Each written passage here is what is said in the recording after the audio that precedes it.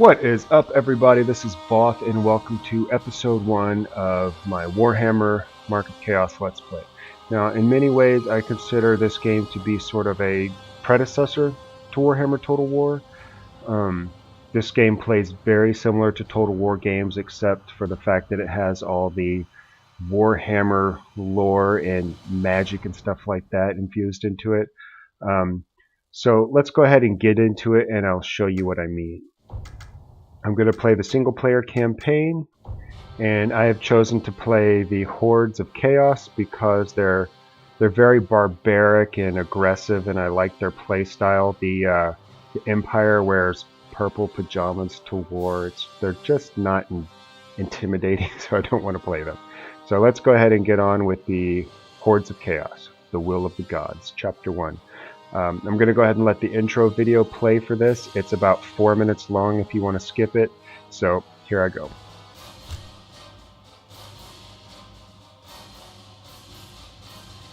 When the tribes came south, some called it the Great Slaughtering, the God Calling, the coming of the storm. There were many great warriors, but none so powerful as the warlord Asvar Kur. His armies destroyed all foes they met, and ravaged the lands of the south.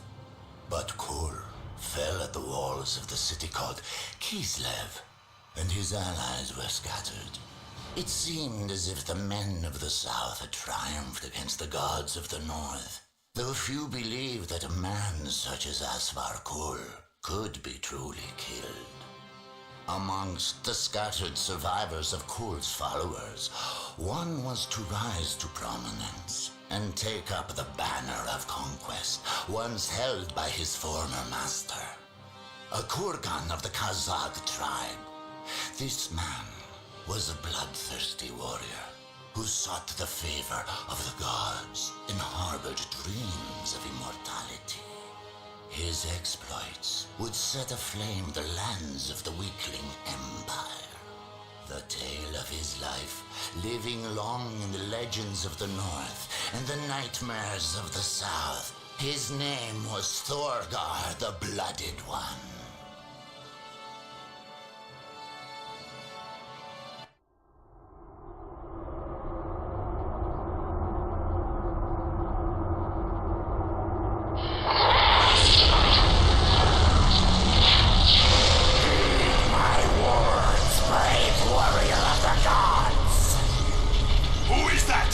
What do you want of me?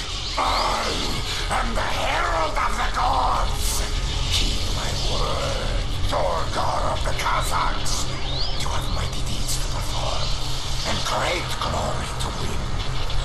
The gods have cast their gaze upon you, and you are to be tested. What sort of test? What would they have me do? Their chosen Asvar Kur has fallen.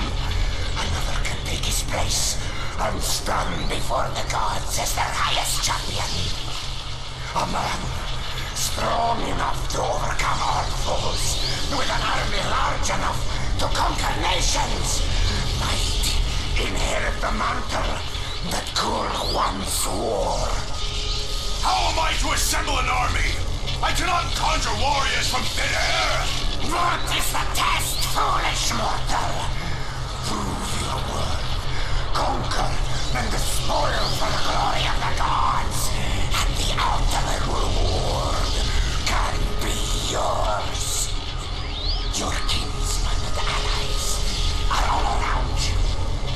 The weak men of the south captured many after Kur was lost, but they still live and can fight once again. Seek them out, and with them forge an army. Follow the setting sun. Here, you shall prove your worth. This is just a dream. Too much stolen wine and undercooked meat is playing tricks on me. Do not question the herald of the gods. Heed these words. You have mighty deeds to perform, and great glory to win, Thorgar.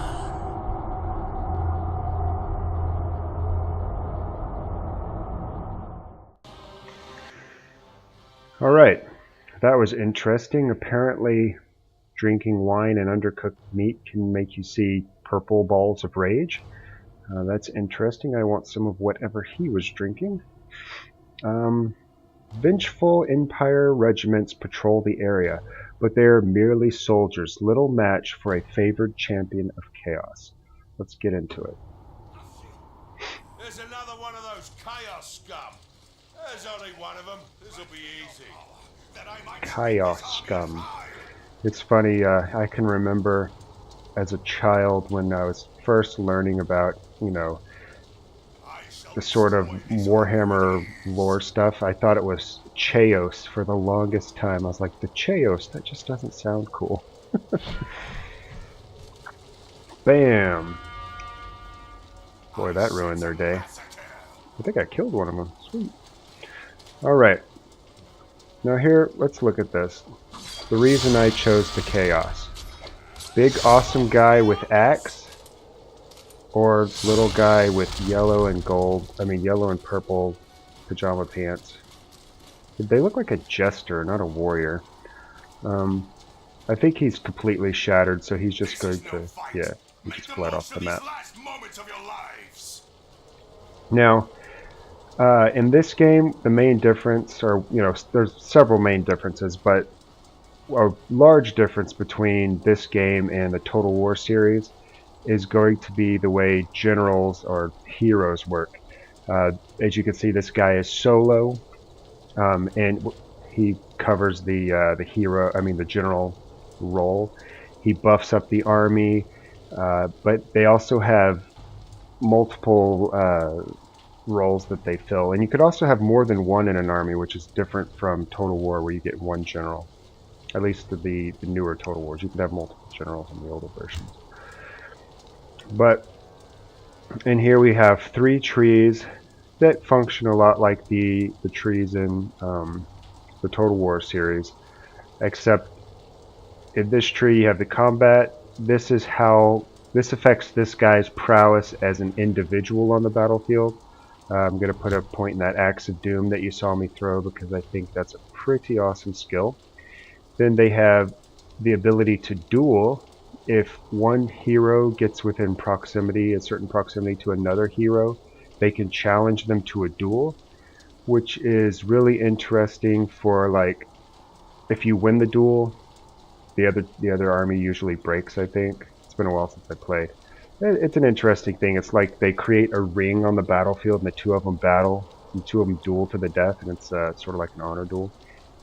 And then we have the command tree. This tree affects how you can attach a hero to a unit instead of he only gets like the general's bodyguard like in Total War series. You can attach him to any unit you want, and he can buff that unit up. So Blood Offering sacrifices units from the attached regiment to heal the hero. So you could attach him to a trash unit, and if he's weak, just start sacrificing people off to keep this guy at full health. Eagle Eye, increase the heroes and attached regiment's chance to hit with ranged attacks.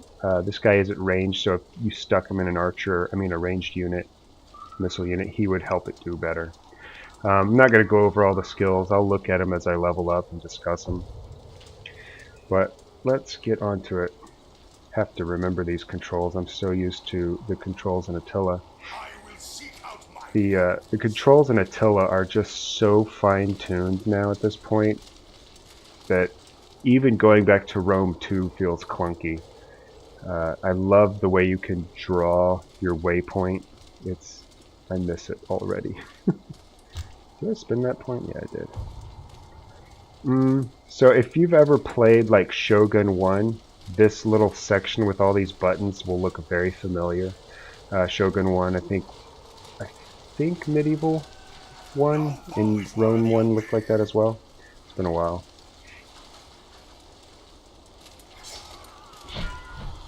Bam! Oh, that skill is so awesome. And here you can see my hero unit single-handedly slaughtering an entire unit of pikemen. Well, not single-handedly, I mean these axe throwers are certainly helping. But this guy is a badass.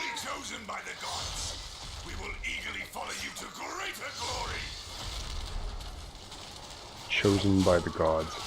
So these guys have now joined me, and this kind of sets the pace for the way you build your army in this game. You acquire it through storyline, and you could purchase units in the in-between maps, which will come eventually, but you're not going to. The story campaign map is like this linear thing that you just go to the next stop and story unfolds.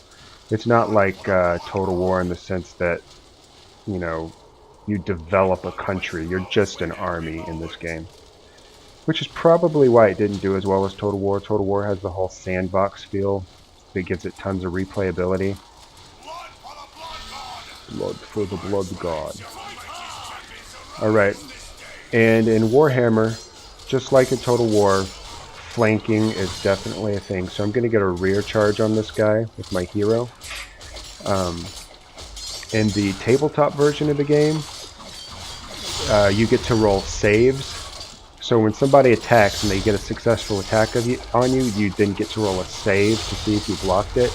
And when you attack someone from behind, they don't get to roll a save for their shield, so you can eliminate their shield. So I'm assuming that in this game, it plays out that way to a certain degree. Something else that I'm unsure. Come on, dude, can you run? There we go. I'm unsure if friendly fire is a thing in this game. I can't recall. So I'm going to come around here to the side and try to minimize the possibility of it. And then go in for that rear charge again.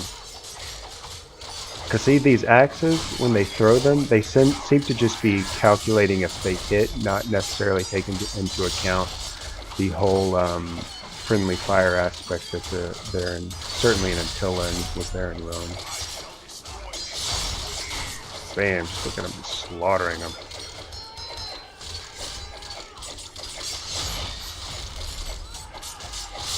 This game does not require a blood patch, because, I mean, Warhammer without blood is kind of not really Warhammer.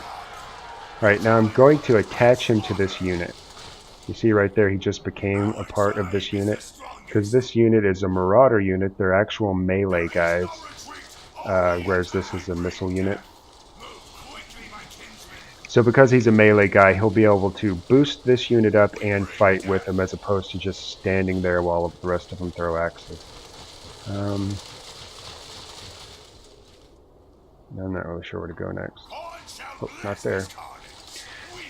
Now, if you see these guys, they basically, you know, they're bare-chested Vikings wielding axes. Looking at these guys over here, they just scream berserkers to me. They look like Viking berserkers, and even in their like lore, they refer to them as Northmen, which is a very Viking thing. So imagine, alright, got some crap up here on the hill.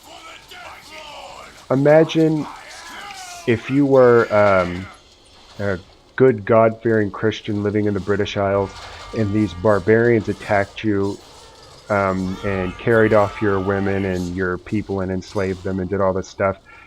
You would perceive them as an evil thing, and that is sort of how the Chaos are portrayed. Like the way someone receiving Viking raids would perceive the Vikings as evil. And plus, Christianity certainly introduced the idea of good versus evil, like that sort of dichotomous battle between the two sides. Whereas, you know, in paganism before that, it wasn't necessarily about good and evil, it was more about just consequences and pissing the gods off. Chaos! Let's throw the Axe of Doom. Oh, freaking hell, are you kidding me? I just hit my own dudes. That's ridiculous. Alright.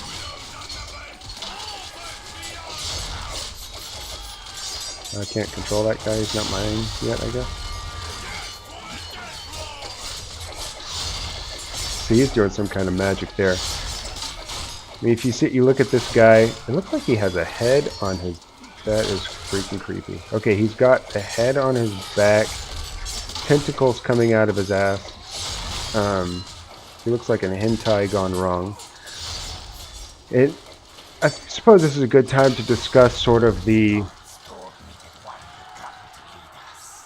Yes, I'm the one who will lead you. That is correct. Worthy champion, and I swear my service to you. Ready your axes! Swiftly! Alright, I think this guy, because he's ranged, will do well in this unit over here. Because they are also ranged. So now I have 2 units, a missile and a melee. Now let's see if this guy has a PowerPoint thingy. Combat, Wind of Death. I suppose that's that. What is that?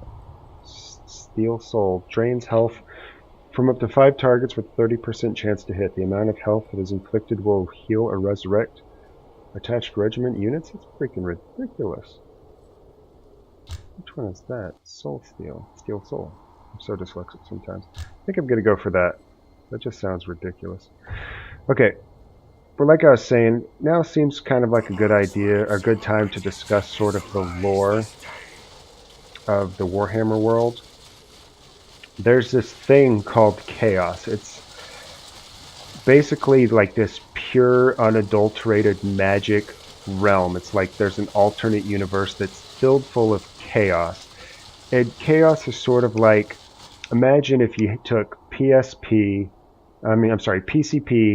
cocaine, like bath salts, and like every genetic mutation Monsanto ever came up with, and turned it all into this one amalgamous thing that could somehow transcend dimensions. And that's basically what chaos is. It will seep into other dimensions and cause the people to go crazy. I gotta try this power out. So it's absolute chaos, and whoever it seeps into becomes absorbed with this chaos, and then they suddenly want to go out and just fight all the time. Now the chaos can, of course, be filtered through some means to be made into a good thing. I don't know if you necessarily call it a good thing, but it can be used for good. So like the good guys also channel chaos, but it's like filtered through nature or something, so it's a good magic. Unadulterated, unfiltered chaos turns people into crazies and causes mutations, like on this guy, where he's got a face on his back and tentacles. He's mutated by his use of the chaos magic stuff.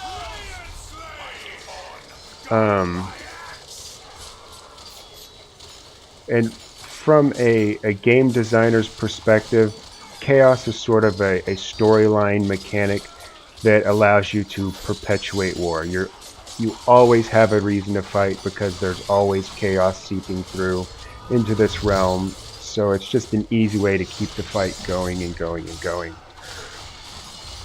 Also, the chaos, like the void between the two worlds, is supposedly weaker on the North Pole and the South Pole, and that's why the men of the North, the Northmen, are infused with this chaos because they live too close to the North Pole, and it basically turns them into crazies. You're victorious. Quit. Oh, I didn't grab that last piece of loot. Oh wells. Items found 3. Maybe I still got it. 1, 2. Yeah, I think I did. I think it just automatically awarded it to me. That's good. Alright, now here we are on the campaign map. Honor the Gods was the scenario that I just completed, and now I get to follow this little dotted line over to Ingric Wolfbane's camp. Now this is the Warhammer Mark of Chaos campaign map. Over here it's going to split off into something else, and I think I head towards Kislev or wherever I'm supposed to be going. So it's not very in-depth. It's certainly not the sandbox of Total War, so I cannot wait until Warhammer Total War, where I can really play the game that I want to play and not necessarily what they feed me. Hold a moment, warrior. What brings you to the camp at Angric Wolfbane? It is heartening that there are those that still continue the fight. I am Thorgar, and I am seeking allies to join my battles against the weaklings of the Empire. Then the gods favor you, Thorgar. Not all of us fled back to the north. A champion such as yourself will be more than welcome. Okay. Well, thanks for that. Ingric Wolfbane's camp, hidden from the patrols of the Empire soldiers. Ingric Wolfbane has gathered together scattered warriors and war bands in this place. Though the camp is not well established, many men from Norska and the steppes can be found here, and are willing to exchange their skills for wares, glory, and gold, or gold and glory. Now, right here it also references the steppes somewhere in there. The men of the north, the Chaos Warriors, they also encompass the Mongols. Often their leaders will be called Khans and stuff like that. So basically they're an amalgamation of everything Western Europe feared. And then put into a fantasy realm where they get drugs from outer space, basically. And this place is where we get to maintain and upgrade our army. So we'll start at the temple. These are the units that I had at the end of the battle. I don't remember receiving these warriors undivided. I must have received those right directly at the end, those units that I was helping fight. See, these guys are the dual axe wielding, well armored guys of awesomeness among the Northmen. So you can see the more Viking reference. Marauders. These are your light infantry, I guess you'd call them. They got their little chaos insignia. This guy has one tattooed on his nipple. He is devout. Look at that. And it's pierced, it looks like. Oh, these guys are barbarians. Alright. And then we have the Marauder Axe Throwers. Even though they look just like the other Marauders, these guys throw the axe instead of whacking you with it. And the rest of their axes are kept in a magic backpack that you can't see. So those are my units, and I will begin upgrading them. Or, not upgrading, replenishing them. Right here it says that I have 4,150 gold, and it's going to cost me a little over 1,000 to replenish this unit. Also, you can see here that this guy's units are 7 of 24, so his max unit size is 24. But I know that the Warriors Undivided are pretty badass. The Marauders are a weaker unit, but they have 48 of them, so they're like kind of fodderish. Let me just start replanning all their HP or all their units. All right. Now I have 1,650 left over. Temple Services Bless. Increase the chance to hit in battle by 5%. Increase starting morale by 100%. I'm not really concerned with either of those things. So I'm going to say that I'm done here. Next I can enter the Armory. Now here I can actually upgrade the units to make them better. Weapon. Increase the hit of the regiment by 2. Oh, the 2 hit, like their accuracy. And increase the armor resistance of the regiment by 0.67, 1.33, and 2. So I can make them more offensive, more defensive, and then have these unit additions here. A unit in the regiment is extra strong. I can make him a champion. Increases the morale of the regiment by 30% by having a musician. What's a musician in the Chaos Hordes? I mean, based off the way they all scream like they're in a death metal band, I would assume he probably has an amp on his back and a guitar. And then the Standard Bearer increases the maximum morale of the regiment by 15% and